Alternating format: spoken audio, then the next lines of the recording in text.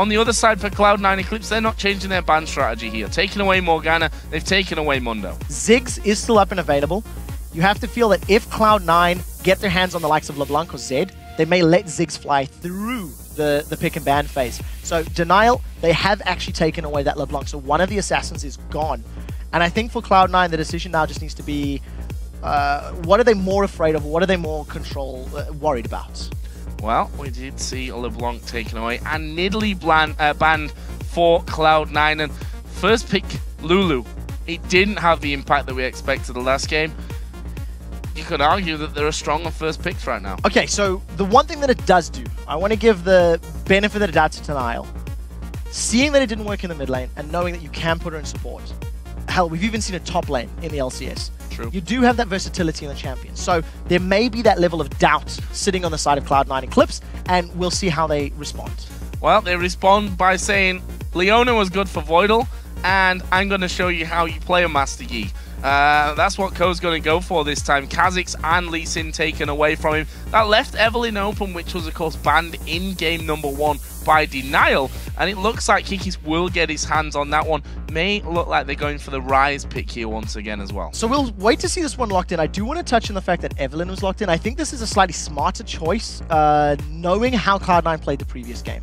When you are against an Evelynn, the psychological threat of pushing the lane, of playing very aggressively, is compounded by the lack of information on Evelynn's positioning.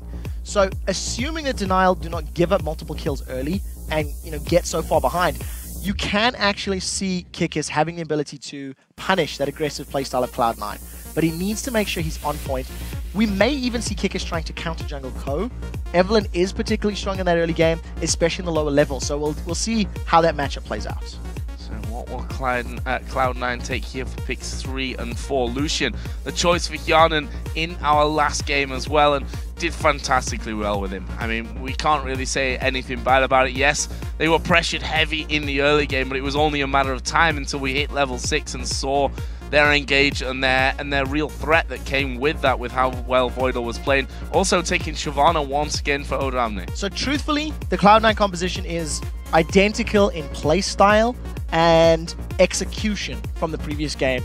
Ko wants to be aggressive on Yi. He wants to probably even be counter jungling. If he gets himself up that Feral Flare, he wants to, or if he gets a Wriggles, he wants to make it to Feral Flare, which if you're counter jungling and have access to multiple large monsters, makes it all that more efficient. The only thing they've left standing now, in the previous game, they had a super poke mid lane with Nidalee. They've banned Nidalee out. They know they're coming up against a Lulu again. And the question is, does he want to pick an assassin? Does he want to go Zed? Does he want to go Riven? I mean, he's got access if he wants to, and we know Febiven is in love with Riven. Well, we see that Twitch will be locked in here again. Can't say it really did a lot in that last game. Woolite didn't have the chances. We said in his position in that fight in the top lane, he was in the middle of the pack somewhere that with any AD carry, really, you just don't want to be there. They complement it this time with a Thresh as his partner. So I like the Thresh more than I like the Kayle. You've got the escape thanks to the Lantern. You've got more peel, power for your team with the Flay, the Death Sentence, and the Box. So I think that's much smarter. And when you consider all of those tools against a Leona, against a Shyvana, you can interrupt Dragon's Descent, you can interrupt Zenith Blade. On the assumption that Super Ace is landing his Flays, there is much more tools available to him. So I think this is smarter. Denial are still going to have a fairly similar type of comp to the previous game. They want Rise on the front line, they want Spray and Pray from the back line, and they're hoping that Wild Growth and the flank from Evelynn will work out in their favor. And final pick is Soraka. It's taken so long. We've seen so much Soraka in North America, and it's taken me to get on an aeroplane to fly to North America to see a Soraka. Well done, Cloud9 Eclipse. I'm going to go out on a limb and say, as far as European teams are concerned, the last time Soraka was played was when you and I were casting it in the spring split of last year. And what a fantastic moment that was as well. But we're going to be seeing it in the mid lane here, which, again, reference to North American LCS right now, it's been pretty scary. It has been, because it's very difficult to deal with. Now, in this situation, the Soraka is actually going to benefit and amplify the power of this engaged composition. Thanks to having Summoner heal herself, in addition to having Wish, as well as the bonus stats that she can give you with her heal giving bonus armor, etc. There is so many free defensive statistics on the side of Cloud9. Shyvana gets bonus armor and MR. Soraka gives bonus armor and MR. Leona gets bonus armor and MR. Combine all of that high tank threat, assuming Ko picks the right time to engage. There are so many things to look at and worry about that Denial are going to really need to prioritize their targeting. That is aided by the fact that they do have good AoE with Lulu, with Evelynn, with Ryze, with his ultimate on, and Twitch with Spray and Pray. Yeah. So luckily, the emphasis is not going to be on find one guy, land every skill shot, don't mess it up or we'll die. It's going to be wait for them to clump up, wait for them to dive in you, and then respond accordingly. And I think Denial, once again, they cannot afford to fall behind early. If they do, they're just going to get dove on over and over and over. And therefore, I think we really have to look at Kikis in this game. Had little to no impact, really, in that last game with his Master Yi. Got Evelynn this time, which we've seen. And Evelynn can be really hit or miss. You can be annoying constantly, or you can just not be anywhere around the map, and you're just kind of invisible, not just as the champion, but as a whole in the game. Either way, we're going to find out here as we move into game number 2 between Denial and Cloud9 Eclipse. If Cloud9 take this one, they are moving through to tomorrow's final, but as we've said before, more importantly, to LCS. Denial goes down. They only have one more shot. They will both be best of 5s tomorrow for the final and for that 3rd, 4th place matchup. Now, in the previous game, we did see Denial grouping up, going towards the tri-bush of Cloud9, and they're doing exactly the same. Odoamne is quite extended. If a death sentence catches him, maybe. But Denial, I think, are too far away. I'm pretty sure Odoamne should be able to flash. We'll see. Death sentence does connect, but he's got burnout, and he's like, what up? And Shyvana, I'm running away from this one. You're not going to be able to catch me. Good death sentence. No follow-through. No, Denial were too far away. The problem is if Denial were to get in vision range, Odoamne would have backed anyway. So what they do know is they know he's on burnout level 1. So the very first wave of minions is going to be a little bit more difficult to CS. He doesn't have that flame breath available to him. So decent start. Nothing really gained, unfortunately. Ko actually stood on top of a ward there, and Super is like, okay, guys. This time, follow through if I land the hook. Unfortunately for him, though, Ko did actually move away, and Denial are going to move away from that one as well. So, off to a bit more of a standard start. We see that Febiven just stood there waiting for Lulu to come to this mid lane. I'm wondering if we're going to be seeing any kind of lane swaps. To be honest, their position right now still leaves the option open. Shyvana is down there, although he has teleport, so he's probably going to help out with the red head top. I don't think Denial want to have a lane swap because the Leona... No, let's start again. I don't believe Denial want a lane swap because Twitch into Leona is a good matchup, especially for the laning phase. Because Thresh has the ability to interrupt and deal with Leona's low-level engages, and as long as he doesn't get caught by a solar flare Zenith Blade, I actually think he's in a very good position. So and the fact that they've got Evelynn in there as well, being in that 2v1 automatically means that Evelynn's going to be visible having to defend the turrets. Correct. So at this point in time, Denial, they're starting themselves off fairly well. It is going to be a straight-up 1v1 matchup. Now, Febiven, his star call is on a fairly high cooldown at rank 1, but as he begins to scale up, he should be able to out-sustain Nick. He's going to be able to silence Nick, which will prevent those Blitzer Lances, but he needs levels before he can do that. Level 4, level 5, I think, is when he can start turning the aggression on once he's got his heal and his Star Call maxed a little higher. And let's be honest, when we say fairly high cooldown for Star Call, it's pretty much the closest thing we've got to Ultra Rapid Fire at this stage. Touche, touche. It is low, but the point being, at level 1, level 2, NIQ is going to get more damage thanks to his auto attacks and the bonus help picks damage, which means he will be out-traded at that point in the game. Febiven's been caught already. Oh, this could be bad news for him. Evelynn coming in around the backside. The heal does come down, and there's just not enough damage there on towards Febiven. No, Kikis was not in range long enough. The flash from Febiven, thanks to Summoner Heal, as well as his Astral Blessing from the W, he managed to get away. You cannot discount the power of that Summoner Heal. At level 1, it's not the most amount of HP. You're sitting at about 90.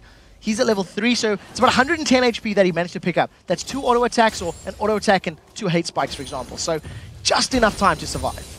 Well, Odoamne up in his top lane, falling slightly behind Babooni here. We mentioned that had to go burn out at level 1 to escape after he was in fact hooked in. Ko had come up to the top lane as well, but there was actually a ward in that side brush there as well. Interestingly enough, looking at this early lane and how it's gone on and taking a little bit more damage than I think it factored into that little encounter. But we see that if we look back to last game, Denial had a strong push on the duo lane. This time around, definitely more around that halfway point. Entirely due to the matchup. Kayle was very little threat in that particular setup, so it allowed that very aggressive play, allowed them to work around. Kayle, very linear champion. They've jumped on Woolite. They've gone in towards him, but do they want to keep going through? He actually takes the Lantern away. They hook Voidal in there as well. That's going to mean a bit of free damage onto him. Not sure it's going to be enough to be picking up a first blood here, but Super A's playing his position perfectly. Yeah, doing well. At the end of the day, I think Cloud9 will still be happier with the trade because the HP was lost on Voidal's support, and Hyanin has a higher HP pool right now than his opposite number, Woolite. So we'll need to see if they can find more picks. Part of the reason that Denial are playing quite aggressively is, like we said, Super Ace has got the shield, he's got the flame. Every time Super Ace moves forward to collect those souls, Hyanin needs to consider, is there a death sentence? Is it coming? Do I need to be on alert? Please keep in mind, Hyanin does have Summoner Heal. So you have barrier bait scenarios, you can now have Summoner Heal scenarios where both of the champions will get healed up by that spell. Yeah, interestingly when you touch on that, no Summoner Heal this time around for Denial. They did run it with Kayle, their support, in that last game. So bit of a change for them this time around. Super A's going Flash Ignite, which honestly, I think a perfect combo at this stage of things. Odam, they need to be real careful here, and by real careful I mean press burnout. So two things that have happened. Kikis has ganked middle and he's now ganked top. Neither has resulted in a kill, but he is applying presence. This is the first time we're seeing a 2-on-2, and Ko is actually coming out behind on that trade, I feel. Kikis running him down with the hate spike. The one thing I want to note is that Kikis, he had a good gank timing in the mid lane. Febiven was overextended and he got the flash. I think it was trying to find something on Omne. It's quite difficult to burst down that Eve. He doesn't even have all that, burst down Shyvana, because Eve doesn't have all that additional damage right now. So he's going to need to wait till he gets level 6, Agony's Embrace, and then look for kills. This top lane being pushed back a little bit more. Baboonia finally starting to run low on mana. Obviously he's going to be going back, getting that tier in place in just a little while. This mid lane, as you mentioned, Febiven has already used his flash, but unless we see Evelyn, which we are now seeing Kikis coming around, but half HP, you have to be careful. That Soraka does deceptive amounts of damage. Yeah, the longer you stay in range, the more damage that Starcore is going to deal. He's been turned into a little munchkin. He may be in trouble. Yeah, there's a heal coming in though, and they're going to go towards Nick from this one. Have they got the damage? The bananas flying around. Wild growth has to be used there. Kikis falling low as well. A lot of minion damage coming in, but forcing out the ultimate. So Soraka is one of the best champions in those 2v2 scenarios, thanks to the heals, thanks to the bonus defensive statistics that we've already touched on. And the moment that Yi comes in there, let's say a fight were to break out, Yi goes low. He can begin meditating, which gives him that damage reduction from the damage of Denial. And as long as he's not interrupted by the polymorph of Lulu, he can actually tank it all up, get healed by Soraka in time, and you just keep them in place long enough for those Starcalls to keep doing more and more damage. And they're going to be stealing away a red buff here. Ko gets that one. Nick did come around, but a little bit too late to stop that one from happening. Kikis is now there with him as well, but this will be a swift escape from Cloud9 Eclipse. Even Thresh moving up there from that bottom lane as Super A's wanted to get involved, but Cloud9 are able to steal the buff and able to move away there. Close to 1,000 gold lead here just from this lane phase with no towers, no kills. Yeah, and it's purely down to the mechanical abilities. There's small CS advantage on every single champion sitting on Cloud9's side. Ko controlled the jungle last time. He's about to run into Kikis. Kikis is in so much trouble. And that is a big face check coming in. There is the Alpha Strike going down. Kikis going to flash away. Ko going to get polymorph. They turn around on towards Nick. The Ignite was thrown down. And whilst they've not got a kill here, will they stick around? Now we're going to see Baboonia face checking in as well. Ko goes for the meditate. There's the wish coming out as well, but Ko needs to escape. Alpha Strike gets the kill. Picks up first blood, but dies in the end. So very nice turnaround. I think Ko and Febiven made the best call possible. They were not going to be able to run away from that one, and I feel they were trying to just secure themselves an advantage. Trading 1-for-1, and we touched on how powerful that meditate is. He manages to get some damage reduction, survives long enough to pull Kikis in. Kikis should not have been there. He was on low HP, you know Alpha Strike's available, you know Alpha Strike can chase you down. So I think poor positioning on his part. But at the end of the day, kill secured on the side of Nick. On the other side, Ko now has a Wriggles Lantern, and it will need 25 stacks before it becomes a Feral Flare.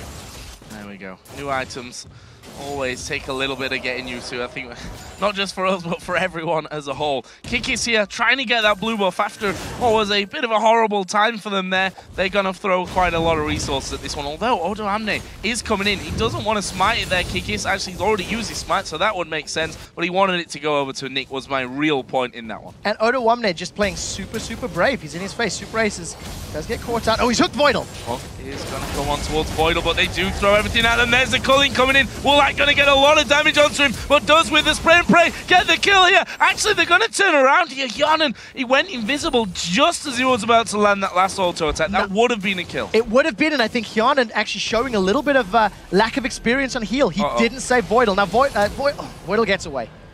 Woolite gets away.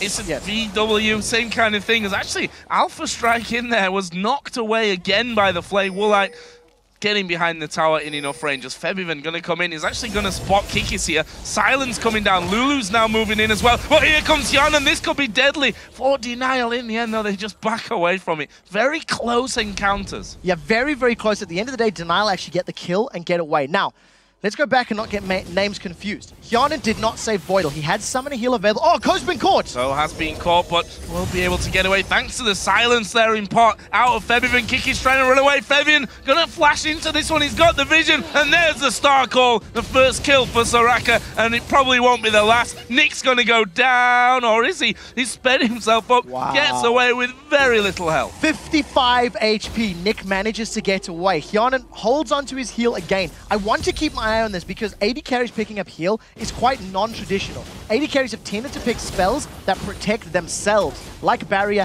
like Cleanse, for example. In both of those previous engages, both in the bottom lane and around the Dragon Pit, Hjarnan held onto his heal. He held onto his summoner spell. I think it's a bit brash. I think it's worth actually throwing out, especially if you can, save that teammate. At the end of the day, Cloud9 lose a member thanks to the 2v2, but then they find a kill onto Kikis once again, who was singled out and was soloed out by the members of Cloud9. Kill went to Febiven. He's getting closer to his Athene's and Holy Grail. Yeah, I think you're right with that as well. I mean, if you look, 2 summoner heals plus Wish, that's a lot of group heal when you get into a fight like that. Something that Denial have to be very, very careful about, because all of a sudden when you think you've got them low, you actually haven't. As Odo Amne here, he is very, very deep. Going to knock Babunia back on his way off towards base, but is he going to get there? The damage coming out here from Babunia. Odo Amne does have his flash available, and there it is used. Will burn out and get behind the tower. Hashtag almost calculated. He almost got away without burning the flash. I think Odo Amne, understanding the amount of damage that Babunia had, waited until the very last moment, was not willing to risk one more overload and then using the flash. But fact of the matter is, he should not have been that extended to begin with. He put himself in a position where he needed to burn both his ultimate and his flash to get away. Maybe he just wanted it to back. Picks himself up that Banshee's Veil and immediately uses the teleport to return to lane. So it's going to have that reduced cooldown. Should be available soon enough. Woolite, I think, wants to go in. He's positioning himself to line up both the minion wave and potentially the champions with his spray and pray available. So if Hjarnan and Voidal stick close enough, he can get a lot of bonus damage from hitting multiple targets at once. And Ko now, looking at Dragon, he's like, do I want to do it? Is there a ward here? Maybe more importantly, there is a ward there at the back. We've just seen a scan coming down on the Tribush. They pull in the Dragon out, but it looks more like they want to possibly fight for this one. Voidal and Hjarnan going back to lane. Kikis is there as well, and that Dragon has been started off here by Ko and Febiven. So something that we didn't touch on in the previous game is Dragon has also been changed this game. We've got a little bit of time now, and the biggest change is the fact that Dragon now deals percentage HP damage, 5% of your current health, which scales after level 9. He also gets tankier. After level 9, with each average level growing higher and higher, he will gain additional armor and magic resist. And his debuff now applies to damage, not attack speed. So we do see Nick right now, Alpha Strikes. That's quite smart play. Alpha Strike to get more distance, and he's just going to keep running away thanks to that Highlander. Yeah, easy peasy for him there. His top lane, as he said, maybe a little bit deep from Odo Amne, but if he was deep before, he certainly won't be afraid of it now. With that Banshee's Veil on, Babunia not got enough damage to think about killing him, I think, at this stage. Also running low on mana there. Obviously, been stacking that tier up for quite a little while now. They're pretty much bang even on CS in that top lane. This mid lane is exactly the same as well. Both Lulu and Soraka sat around 105 CS. Yeah, so it's just a farm lane at the moment because of the shields and the speed buffs and the silences. It's quite difficult to get away. We do see that Ko is now going to this top lane. Babunia, no mana! This is bad news for Babunia. There is the Alpha Strike coming in. He's going to flash to the back, but you have to wonder if that's a wasted flash in the end. Yeah, with the wish and knowing that both of the champions he was dealing with had some ability to chase him down, maybe would have been better to just give that one up. At the end of the day, Cloud9 get themselves a kill, the assists, and the tower. And now Kickers, what are you doing? You're on the wrong side of the world. Getting silenced there, but not really going to be too much danger for him. Nick just trying to force away that push. Came there a little bit late. They stopped, didn't stop the tower from going down. As the Hawk comes flying out towards Hjarnan there in the bottom lane. He's just above half HP. That could have been a little bit deadly for him. Meanwhile, we see Ko, wow, walks in there, smites it down with the ward vision, and obviously Kikis just left that one. Used his smite earlier on, wanted to give it over to Nick as well. Unfortunate when that happens. So I think that's now 3 buffs out of the game thus far that Cloud9 have been able to steal away. With the kill in the top lane, we get to that. Hjarnan's been hooked. Hook coming in. There's a teleport down the back. That is the Solar Flare going towards the back. Hjarnan has actually already flashed here, and he's going to go down. Actually, he didn't flash. He didn't flash at all. Voidal is going to fall low as well. Rune Prism will seal that deal. And Denial here picking up 2 kills for nothing down on the bottom side of the map. Very, very crucial kills secured. The unfortunate thing is of their 4 kills, 2 are on the support. Now, Febiven is being dived. He's trying to turn it back around. Yeah, but he's Soraka. Don't die for Soraka. It's just a bananas idea indeed. Exactly that. This bottom turret actually taking a lot of damage, but let's have a look at that fight once again. It was started by Cloud9. Yeah, Voidal actually, I think, going a little too aggressive. Now, this is the point I want to highlight. There are games where Voidal has had flawless engages, and there are games where he's had questionable engages. This may be an offshoot of the confidence from the previous game, where Voidal jumped onto Woolite and Super Raze thanks to the fact that there was a Kayle support. There was much less risk diving onto Kayle because all she can do is try and hurt you some more and then save herself. Whereas a Thresh on the other side, knowing that he's got the play, knowing he's got the box, there's kill threats. And, you know, Code, this is saying this is how you play Master Yi. Yeah, kind of. A bit of a mistake. You spoke a little bit too early there. Coming back straight underneath the tower and taking a bit more. It's all right, he's got the heals to keep him alive. Meanwhile, Odoamne again feeling a bit of heat from Babunia in this top lane, and Babunia playing this one a lot stronger. However, Cloud9, they died, obviously respawn, come back into lane, pick up basically a free turret. Truthfully, if you actually look at the bigger picture, they got damage in the mid lane turret, Odoamne was able to save the top lane turret, and Cloud9 didn't even lose their bottom turret, but he managed to secure a tower for his own team. So Denial only got a kill, and they've lost that objective. I'd like to highlight that at this point in the game, at 16 minutes, Ko has completed his Feral Flare. So it is now going to start stacking the damage. For the numbers, it's going to be an additional 100 damage at base onto monsters, minus 67% versus champions, and he's going to be getting 10 HP per hit. So his sustain is going to go up, and it's going to start stacking with every kill, with every assist, with every big monster. And look at the side. I think they're going to go on Kikis. Voidal is going deep on this one. They go straight in towards Kikis. Takes a lantern, but Master Yi's in there. Ku picks up that kill. He's going to get hooked in, but there's the wish coming out. They take a turret, dive in there, get the kill, and they don't really lose that much health in the end. Somebody needs to give Ko a high five. We'll talk in a second as Woolite is about to run to the team. He's about to become unstealth. Oh, that pink ward put in position, and Woolite is going to go down. There's a deep tended plate. Hjarnan now the focus. Babunia gets that one. Super A's going into the back. Febiven actually moving out here towards NIQ. Is going to flash away. Puts down a heal onto himself, and a little bit deep there, you might argue, losing 2 men. Yeah, tiny bit overextended. There was a couple of auto attacks that got off there from Woolite, and of course Cloud9 didn't necessarily have the best of engages. I want to just quickly touch on the fact that Ku actually had a very good engage in the mid lane. When we talked about that Master Yi, he needs to time his engages effectively. Let's have a look at the positioning from Denial. Pinkward goes down, reveals Woolite rather, and because Cloud9 had to go through the box, you see the movement slash Super Ace did a fantastic job. Fantastic job with positioning on that box and landing a very crucial play. That is single-handedly what allowed Denial to get those kills. 6-5 in kills. But look at the global goals here. There is a big lead already here for Cloud9 Eclipse. They have a strong lead on this game as Kikis is going to come in here. Ko just getting 2 shots off onto that ward and throws himself another one down. We've got less than 10 seconds. Actually, that's a lie. Now we've got less than 10 seconds until Dragon comes up, and Ko already in position. So Cloud9 should be able to get in position to fight for this particular buff. They do not have teleport from Odoamne, so it's going to be a 4v5 at a best case scenario. And I think Denial have probably got superior positioning to force this objective. Knowing it's going to take a while for Odoamne Shyvana to get down there, it's going to gift this one to Denial, I feel. Cloud9 are going to have to be super confident to engage 4v5, and they're not going. It's not worth the risk. No point in losing anyone there. Going to be taken down in the end by Babunio. Interestingly, though, that he got that and it wasn't the smite that finished it off. And Ko might have been thinking that, you know what, if I'd have cheeky alpha strike in there and gone for the smite, who knows what would have happened. Either way, it goes over to Denial. It brings them closer in goal. So Kikis has been, he's not had a great series thus far. You know, in the previous game, his Master Yi was not very scary, and you have to feel that he's been caught out of position on his Evelyn, which is worrying because as an Evelyn, you really need to be engaging at the exact right time, at the exact right moment. If you look at his itemization as well, he's got very little damage. In conjunction to the Feral Flare, Ghost Blade, Master Yi, now they're trying to two-man Baron. This is brave. Look at how much damage Ko's taking. Yeah, a little bit too much, actually, but he's going to be getting the heals coming out from Fabian. They've got the Wish if they do need it. They've got vision also of Denial there, so they know exactly where Denial are.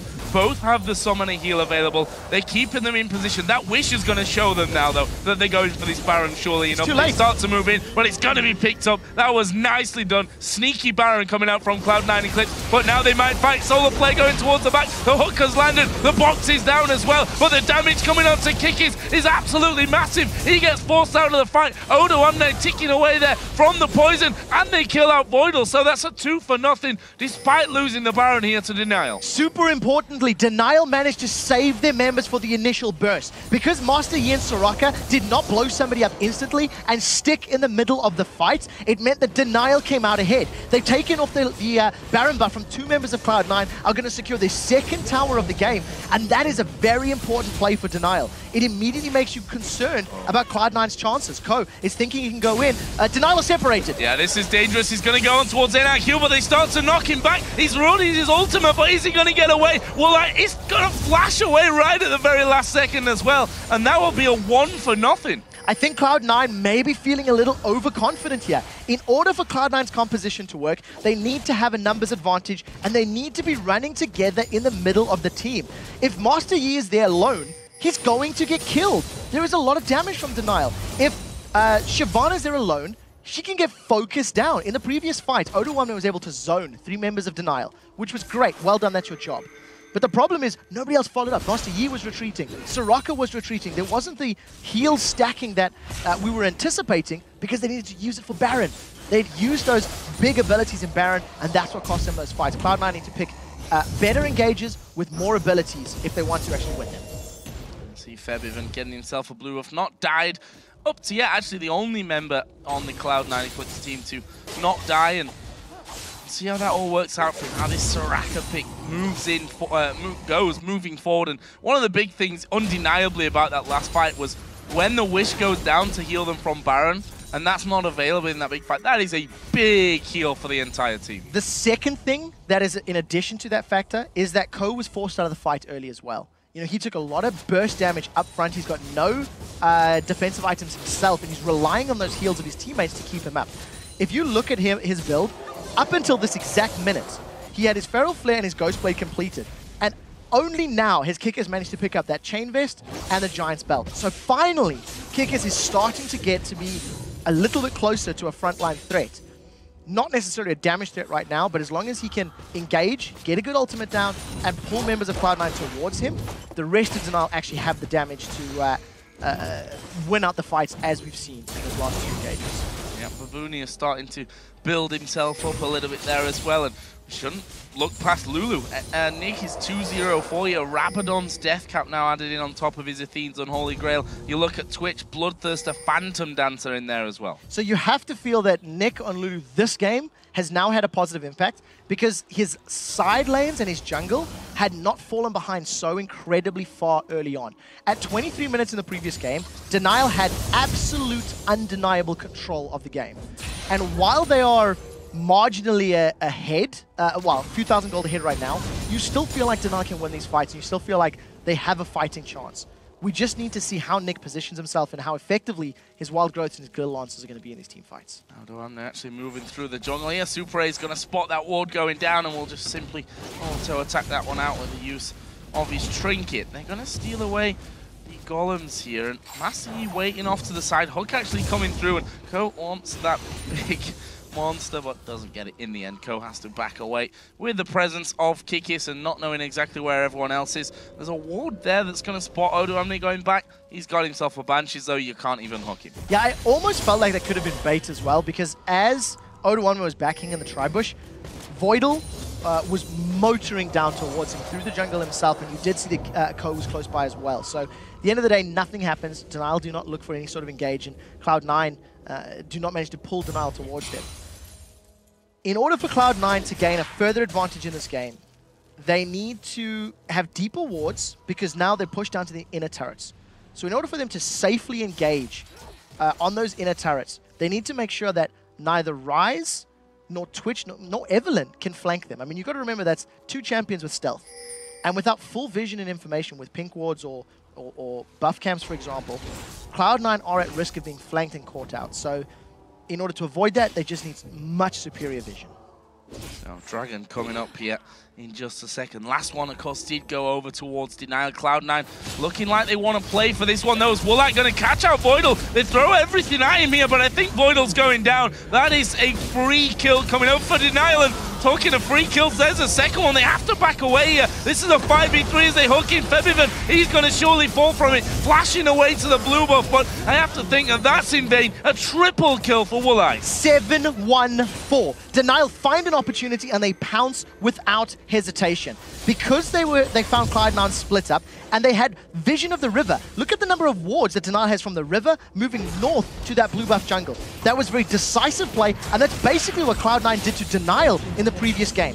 Thanks to the kills and the tower, they have now completely evened up the gold, and they're going to get themselves a dragon on the way out as well. That is a massive turn of events for Denial. Yeah, Ko up in the top side, not really anywhere near that one, and bit of a sorry turn of events for Cloud9, but you have to say, from our side of things, Denial coming back in this game, it's a best of 3. We could be possibly seeing a third game, but I don't want to even move to, theorizing about that one yet, because there's still a lot to happen in this one. Baron coming up in less than a minute. Last time stolen away, or snuck away, I think we can safely say, by Cloud9 Eclipse. However, this time, I don't think Denial are going to give it up that easy. So when you look at the compositions, and we're now getting closer to this later game, I think we're at the early, late game, if that makes sense. Ryze has now hit his power spike. He's got his Seraph's Embrace, he's got his Rod of Ages stacked, picked himself up a Glacial Shroud as well now, so he's even going to get tankier. Evelyn's going to get tankier as well, going to become more impactful. Lulu, the same situation. And in my opinion, against this composition of all-in champions like Cloud9, I think Twitch is a phenomenal choice. Once Yi, Shyvana, Soraka, and Leona all lining up to try and hunt you down, your spray and pray is going to hit them all, and it's just going to amplify your damage immensely. Cloud9 do have scaling champions of their own, but I feel like in order for Cloud9 to regain control of this game, they need to split push. They need to have Shyvana in the top lane, they need to have Yi in the bottom lane, and stay grouped as a 3-man with Leona, Soraka, and Lucian sticking together. I feel that Cloud9's got better map split pushing champions, and they should play to their strengths. Buffs taken here for Cloud9 Eclipse. Baron has come up, and look at this. Denial are going straight in for that one. We see Voidal trying to get rid of the vision from the back. Baron is down to half HP. Solar Flare. Continue to hammer away. There is the Solar Flare coming in. Here's a Culling from the side as well. Baron not going low enough for the smite just yet. Kikis is going to have to back away. There is a spray and pray. Woolite has got Wild Growth on him. They tried to flash away, but Woolite is ripping through them there at the back. That is going to be 1-for-1 right now. Cloud9 have stopped them doing Baron and got a kill on the way out. More importantly, they forced Denial to split up. The moment Denial weren't grouped, their damage was great, and they've jumped on Super Ace. The Baron didn't reset here either. Woolite has actually jumped in the middle. They need to finish off the Baron, otherwise they're going to lose it anyway. Voidal goes down. Yarnan is doing the Baron. They finally killed off most of the team. NIQ is still there. Febiven is going to finish off the Baron, and that in the end will be 2 men down. Nick going to be chased here by Odoamne, and we see that Yarnan moving in from the side. Woolite has got basically no HP, but there is Thresh to save the day. So at the end of the day, it's a 2-for-2 trade, and Cloud9 get the Baron. Denial were forced all the way back. As a 5-man team, they didn't commit to finishing Baron, and they were a little bit split up. But what you need to notice, this is the re-engage now. Denial had already been forced away, and because Nick is forced away on the top lane, he's scared of being engaged upon, and Woolite going super deep. He's knocked up, he's stunned. I think he focused a lot on Voidal, which allowed Odoamne and Febiven to actually get a kill of their own and then finish Baron. Denial wanted to ideally be a little more grouped, get that help picks onto Woolite, could have allowed him to stick around for a couple extra auto attacks. I think good play from both teams, but with Baron being on Cloud9's side, advantage to Cloud9. Baron Nashor has been a big player in this game. There's no doubt about that one. Cloud9 Eclipse taking the first one secretly, but losing 2 men afterwards, which started this whole comeback for Denial. That time around, it's Denial that started off. Cloud9 forced them away, are able to pick up the Baron and a couple of kills afterwards. Let's have a look at the gold. It's 1,000 gold between these two teams. 14-7 in kills, 3-3 in turrets. And after looking at these last fights, you have to say this is still anybody's game. I completely agree with you. And Cloud9 have been unable to touch those inner turrets of Denials. You contrast the performance this game to the previous game, and Cloud9 had absolute map presence. They were all over Denial's jungle. They took every single buff they wanted to, and they simply shut down Denial's abilities to rotate around the map. Woolite is such a threat at 815 with the Infinity Edge and Phantom Dancer that Febiven's picked up a Thornmail. As a third item on Soraka, he's picked up a Thornmail because of the amount of threat that Woolite offers. What that means, though, is that he's relying on his Mercreds and his Athenes as the only magic damage protection right now from that Evelynn and the Ryze combination. So if Febiven is caught a little bit out of position and even Ryze on his face, it's going to be a little easier for them to take him down. So we'll see how positioning works out, because all of these fights have been determined by positioning. Oh, that is bad news. Although the heal's coming in, Woolite has to use his cleanse there, and the wild growth came in and bit off a little bit more banana peel than he wished, I think, there. Yeah, in that situation, Febiven's Thornmail, plus the heal armor that he gets, plus the support of his teammates worked in his favor. We touched on how Cloud9 can split push, and look at this tower. It is being shredded by Ko. Shredded and then deaded. Nicely done. Meanwhile, that mid turret going low as well. Yana going to get caught in it. Kikis doing the work there. Can they get any more? Babooni are going to flash in to try and pick up that kill. They need to have Master Yi in this one. Odoamne tanking up all the damage. Here comes Ko. The box is down now, and I don't think they want to trip through it. They're going to try and run away. Baboonia is chasing Febiven. There is the silence. He gets off a heal as well. Has he got the damage here to kill off Baboonia? There's a ward in that brush. Odoamne coming around the side. Too late to save them. And now Odoamne may go down. They're hooking Ko as well, but he turns around. Kikis now moving in. Alpha Strike not enough, and they get themselves more kills. Meanwhile, Odoamne definitely not safe here. But Booney are chasing him down. They've got no flashes between them. There is one more Q, and Odoamne is going to get away from it. You're not going to chase the burnout, but Bunya's not giving up. That he wants to push the lane. Voidal should go down. Yeah, he does. He's dead. At the end of the day, we talked about how Febiven, if he gets caught out of position, Babunya and Kikis can shut him down. Babunya 1v1s Febiven. After Cloud9 takes such a nice play in the top lane by securing an uncontested tower, they get caught out in the middle lane. They didn't have Master Yi with them. They got zoned out and they lost Hyanan super early on. That actually could have been more disastrous for Cloud9 had Woolite not been taken out. Odoamne got onto the rat, got him down, which meant these death timers could be punished as hard. So this is the engage. We actually see Kikis flanking from the side, and thanks to a great teleport from Babunya coming in from behind, all of a sudden Cloud9 are split. Every time Cloud9 got split up, they just get focused down, and even though Code joined late, that he doesn't want to tower dive. He's not tanky enough, he's not scary enough. No, Emma on Febiven means he can't really 1v1 this. No. Tried his best there, getting off those heals. Actually stopped in the brush to wait for the rest of his team and then realized, okay, they got a ward in there, he can still kill me. What I really like about this replay is how Denial used correct positioning to flank. I called Kikis out earlier in the game for being caught out and maybe not having the greatest positioning. That was perfect. He got 4 members of Cloud9 between him, the rest of his team, and his Agony's Embrace. And that is exactly what you want to do.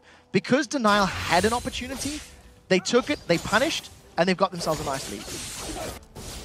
And right now, blue buff is going to be picked up for Denial. We've seen Master Yi getting a bit more farm in this top lane, up to 176 right now, but he's got to be alive in these fights. Well, I say alive in the fight, he's got to be in the fight. That's the problem with that last one. Also, Hyanan, I have to say, has been caught out of position more than once this game. Yeah, I would like to see Cloud9 go back to split push game. I'd like to see them move around the map, put more wards down, If you can get Ko, or even Odawamne onto a tower, they've both got a lot of damage they can put down. Odawamne's got his Twin Fang, he's got that Bilgewater Cutlass built up. He can actually get through those towers quite quickly. As far as the Feral Flare is concerned, I believe it's up to about 21 or 22 stacks right now. When you filter in all of the additional damage, it's 166 additional damage onto those monsters, minus 67% for champions. So it's still scaling. It's still hitting harder and harder. I'm not going to try to do math on screen. They're going on Kikis. They're going in for ult. Kikis there is a wild growth use, and that's going to force them away. Nick actually getting a little bit caught out there. Odamne coming through the front, but where's Babunia? He's coming up from that bottom lane. Flashes used for both Odamne and Ko there. I'm not quite sure I agree with the flashes. They tried to jump onto Denial. Yes, they got some ultimates out of Denial as well, but at the end of the day, there was no hard CC locking anybody in place for long enough for that to be a kill threat. Cloud9 also split their focusing. They thought they caught Kikis towards the Wraith camp, and they thought they caught Nick towards the mid lane, and they didn't just jump. They didn't jump on the right targets. I'm happy to see Ko shoving those lanes out, but he needs to get more wards, I think, once he can actually get an item slot. And deeper vision will allow them to split push much safer and much more aggressively. We also see, I think, Woolite feeling very comfortable here. Got himself a cleanse, got himself Mikael... no, he doesn't have the Mikael's Crucible, but has the Mikael's Crucible from Super A's as well. He can stay pretty safe in these fights, and all he needs to do really is stand at the back when it happens. That's the theory. What we've seen from Woolite on the other hand is he likes to run up front and try to snipe people. He's successfully done it once onto Boyle, which gave them that comeback team fight into the game. He attempted it on Febiven earlier on, and a few minutes ago, you see Woolite, he's stealthed up. Woolite is far ahead of the curve. He's trying to find somebody to just instantly burst down with Lost Whisper. In addition to the rest of his damage, he is terrifying. All Denial are looking to do is create an opportunity, blow somebody up instantly. Kikis, he can go in if he wants to. That's 4 members, decides against it right now. Oh, gonna be spotted here by Ko. Says, I don't really want to fight. Actually, has used his ultimate here, and he's gonna try and back away. He's got a Thornmail, so I think Ko just like auto attack. Wait a minute, I'm losing more health than I should be. Back away, he's got a Thornmail. The thing that's important to note is once Kikis uses his ultimate that Agony's embraced, that also carries through the armor stats of that Thornmail and Randian's Omen. So it's even more difficult for Ko to burn through it because he doesn't have a massive amount of armor penetration. The Ghostblade is going to help, of course, but it is not a Last Whisper. So we need to see how he plays this one out. We do have a very quick pause, and this is a tense game. This is very, very close. I mean, we're pretty far into it. We've seen a swing now. We've seen 3 swings. Basically, this game has been very, very swingy, that's for sure. That's how swings work. They go one way, then they go the other way. So at some point, though, someone falls off, and we're still not sure which team that's going to be. At this point in time, both teams have almost fallen off, and that's what's allowed the game to swing. I think Cloud9 are now playing overly aggressive, and I feel like it's confidence. When you look at the plays that Cloud9 have made that have allowed Denial to get back into this game at 37 minutes on the clock, it's when Cloud9 have gone at a small advantage and then been hungry for more. You know, the bloodthirst takes over and they chase down a little further than they should. And that's generally how they're giving up more kills. When Voidal was caught, the rest of Cloud9 were like hanging around. They're like, do we want to go into one? No, he's been caught. Leave him. Sorry, bro. Your fault. Don't get caught again. They didn't do that. They gave up 2 more kills and a tower. So Cloud9 needs to just be a bit more decisive in their defensive decision-making because it does seem to be faltering this game. And we just saw that as we had the pause, that Baron was back up into play. There were no real vision around that area for Cloud9. And actually, they were pushed up in the mid lane a little bit. So we'll see once we go back into that on what the next move's going to be. I still feel like Woolite is the main player in this game as to who wins and who loses. His positioning is going to be key. I completely agree with that. The damage from Lulu, while it is good, it has been hit in 4.5. Rise, I do feel, is going to continue to grow with value. At 37 minutes in the game, he is basically at the power plateau. And yes, he can still continue growing once he gets even more defensive items. But I feel like he is enough of a threat that as long as he can get past Odawamne Shyvana and he can get to the squishier targets of the likes of Soraka, for example, who still hadn't built up a lot of magic resistance, that's where Babunia is going to be looking to make plays. But as it stands, it's just going to come down to positioning of those key solo laners, basically, and AD carry to determine who's going to win these next few fights. Well, while we're in a pause and before we get back into it, let's go back a little bit and take a look at the last big fight in this game. So in this particular fight, as I grab my minds, yes, this is where Kikis flanks. Kikis does a perfect flank, and it's something that I've touched on. When you've got an Evelyn and you've got a Twitch in your game, you want to be surprising your opponents and getting them out of position before they can react. Now we do see Febevin is being chased away, and the rest of Denial are holding Cloud9 in place, so that's a 3v3. And Babunia is just going to really 1v1 him. That's pretty simple. Odoamne, Ko, Voidal trying to respond. And you just see Kikis again making like forcing Voidal. Look, you either turn on me, which means you can't help the rest of your team, which means you give it more kills. So very smart play from Denial in this situation. And you see that Ko had, I don't want to say little impact. I want to say he had almost like minus impact on that fight. He wasn't there when it started. Yeah. When he did finally come in, he actually got hooked and then was taken down. However, I'll give him his credit. He was split pushing away from that one. He did take down that inner turret, but when you've got a 4-1 push like that and you've got two champions that can be invisible, yeah, that's still very, very risky. You never know where they're going to be. They could go 2-for-1 on Ko. You never know that. It was a misplay from Cloud9. They didn't have enough vision or control to make that play happen. The game was still even.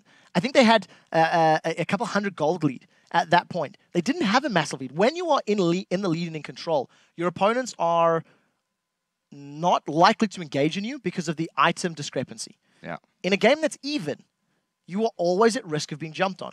They didn't have pink wards in the jungle. Ko had got the tower. He was only just starting to rotate around.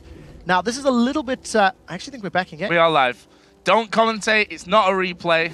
We are back into game here. Denial versus Cloud9 Eclipse. And as I said, Baron is live, and there's not any vision there for Cloud9 Eclipse. You can see them edging forward in the jungle, but they have to be real careful. There's a rise trap in the brush. I don't feel that Denial should start the Baron. They've got vision control. They've got a good. They've got 2 wards, so they're confident in the lack of vision from Cloud9, and I would prefer to see them pull Cloud9 towards them and then have that surprise engage. Have Evelyn and Twitch and Rise jump out of the bushes and say, hello, we want you to die. Right now, Ko's going to get zoned out. It's actually Cloud9 that are looking to start this engage. Oh, they've got a lot of damage on towards Kikis here. Odoamne dives in. That's a great solar flare as well. Rise off of the side here. Could end up getting picked off before he can do anything. Ko, though, is surely going to fall. He's meditating a lot. Here come the rest of Cloud9. It's 4 versus 4. Yi and Rise out of the fight. Cloud9 looking like they're going to get forced away. Spray and pray is done. There's the hook, but it comes on towards Voidal. He's going to go back in. He goes right onto the tanky backline. And Woolite, they've got the AD carry. They've got Lulu. And now Denial falling to pieces. That's 4 kills coming in. Kikis is going to run away. It turns again, just like this game, that fight swinging. The flash hook should not have been followed on because it hit Leona. That was just a signal. Oh no, we've caught someone who can stun us and lock us up and allow Hjarnan to get the damage done.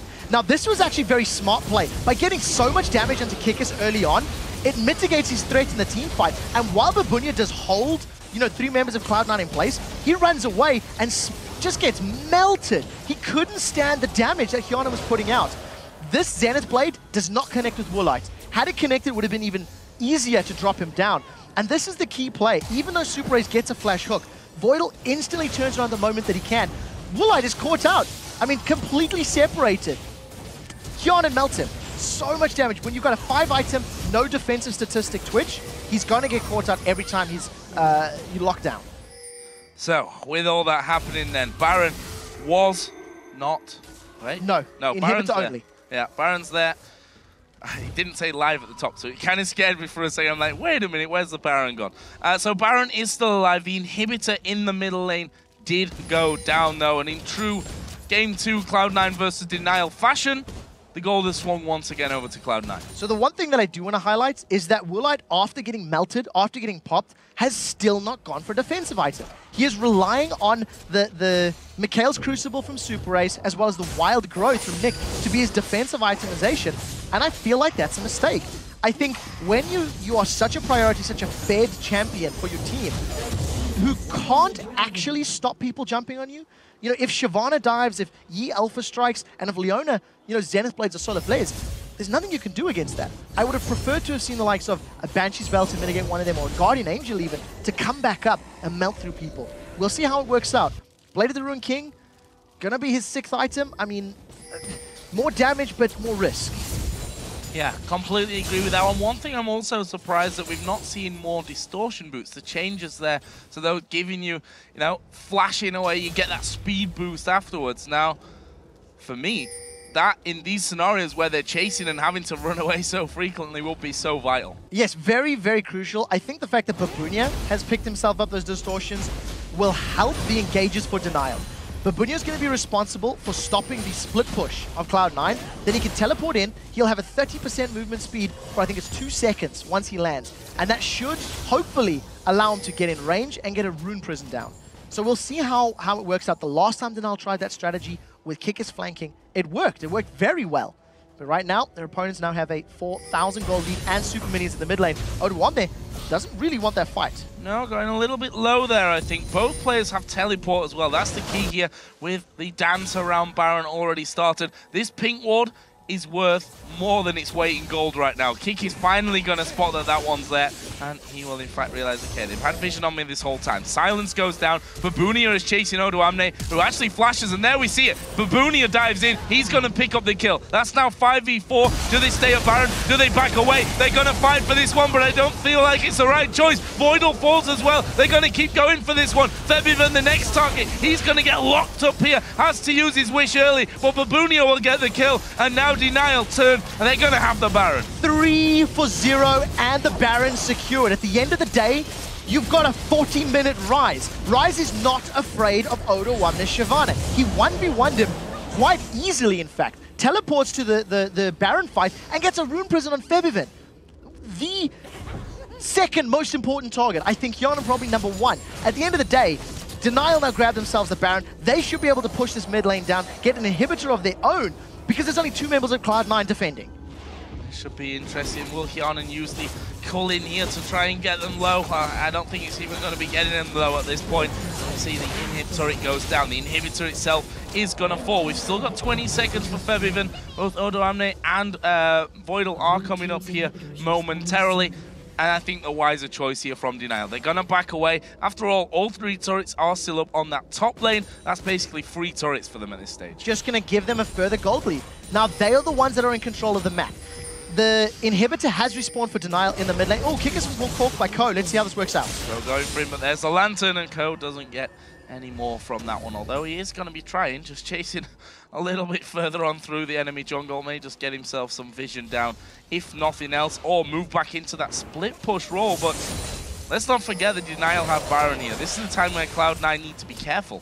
Cloud9 have not seriously attempted to split push at all this game. Ko got 1 tower from it. We've seen Odoamne trying it in the bottom lane, but it was too late and he got caught out. Now Nick might be going down. I have no possible explanation as to why Nick is there right now. We do see Ko actually going down. Nick actually being able to run away from this one. Babunia doing tons of damage on some there. Yana going to turn around. The Zenith blade actually missing. They do finally get down Nick. Can they get any more? Woolite versus Yanan. It's a good flash from Yanan. The heal came out, but it's not enough to keep him alive. Now they turn on towards Febiven. Kiki's actually taking lots more damage from this Starcall, but the kills raining in for Denial. 3 for 1, and I'm going to question, they've got Baron, why are you fighting? This could be game. Cloud9 thought that they could catch Nick out. They committed a lot to trying to kill him early, and it gave Denial the time to react. Now, Febiven's got a lot of armor, so you'll actually see Woolite is not melting him as effectively as everyone else. That was a mistake. He should not have gone in. Regardless, they get a kill on Voidal. I think the rest of Denial still have enough time to finish this game out. I totally agree with you on that one. They're going to have super minions coming into the base as well. The Nexus turrets are going to be knocked down, and Denial now going to go in towards the Nexus itself, but not before they've dealt with Febiven one more time. He's going to get another heal off there, but Babunia keeping him out of the way. The rest of the team going to start to spawn in, but all too little, too late. It's Denial that take game 2. So we are going to a decider match. Denial managed to pick themselves a game up thanks in very large part to Woolite's Twitch. It was very well played. He found key picks. He had a lot of damage. And Cloud9 just had no way to regain control after the laning phase advantages had been evened out. There were a lot of very strange moments in that game, though. We saw so many caught out of position moments, caught out of, the numbers game with two invisible champions essentially on the Denial team that Cloud9 were like, okay, we've got a 4-1 push going on here. Let's go straight onto the turret, and all of a sudden Evelyn dives straight on top of you. You've got spray and pray hammering through the entire team. We saw Baron being a real magnet for both teams when it came to, moving in there, picking up the Baron, getting some kills. On the other side, starting the Baron, losing out on a couple of kills, and then losing the Baron itself. So really a game with everything, I think, that one. This is a game that both teams had very good aggressive plays, some good defensive plays, and generally, I think, because of poor decision-making is what ended up costing this game. I think at the end of the day, both teams had moments that were good, but they were immediately followed for 1 step forward, 2 steps back kind of thing. And I want to call out the Master Yi. We've seen it 2 games in a row now. Game 1, completely uninspiring. Ko shut down Kikis hard. Game 2 now, Ko picked up the Yi. He did get his Feral Flea. He got it to 29 stacks by the end of the game, which is about 187, 190 damage bonus. I don't think I was impressed. I don't think he had any very, very positive impact in the overall game. The one team fight for Kikis in the mid lane, flanking from behind, was much more impactful. It was much more decisive than this Feral Flare Yi. Maybe the new hotness is a little overhyped. Maybe it's poor execution. We will need more games before we can say conclusively. And that's the interesting thing as we head towards a game 3. Where are the priorities going to lie? Master Yi now played twice, 2 losses. Is Master Yi still that hotly contested? For me, if he was that hotly contested, we may have just seen a ban from him by this point. So I think 2 things stand out for me in that game. Number 1, Super Ace's Thresh, way better than Super Ace's Kale. Yes. I was very impressed with his hooks. I'm very impressed with his plays and his ability to peel for his team. Well, I think Thresh is more of an impact champion anyway. You can do more things like that more constantly. Correct. Aside from hooking in Voidal, which, could have cost them the game in the grand scheme of things, he had another few hooks that were also game-changing in their favor. What I think stands out is not only that Thresh, but also the Rise. We've seen during the pick ban phase of this series, Cloud9 banned out Mundo, Nidalee, and Morgana. Now, the reason you ban out Nidalee at this level of play is there will always be a point where a Nidalee spear will give you a heart attack. That can be game-changing. It will happen. In the exact same way with Rise. At some point in the game, he will hit that power spike. Yeah. Mundo will hit a point where you can't kill him. But he's not going to kill you. He's not going to run you down. You really have to be caught up very badly to get run down by Dr. Mundo. Shyvana against Dr. Mundo is a lot less scary. Yeah, cleaver after cleaver after cleaver after cleaver, etc. But you could just teleport away in that situation. I think Rise would probably be a priority for me now. If I were in Cloud9's shoes, get Babunya off that champion and remove the risk of late game. Alternatively, just pick earlier champions and then smash them in the early game, which is what worked for Cloud9 in Game 1. Well, guys, with that incredible finish, we are headed into a must-win Game 3. One of these teams will be headed to the LCS promotion tournament.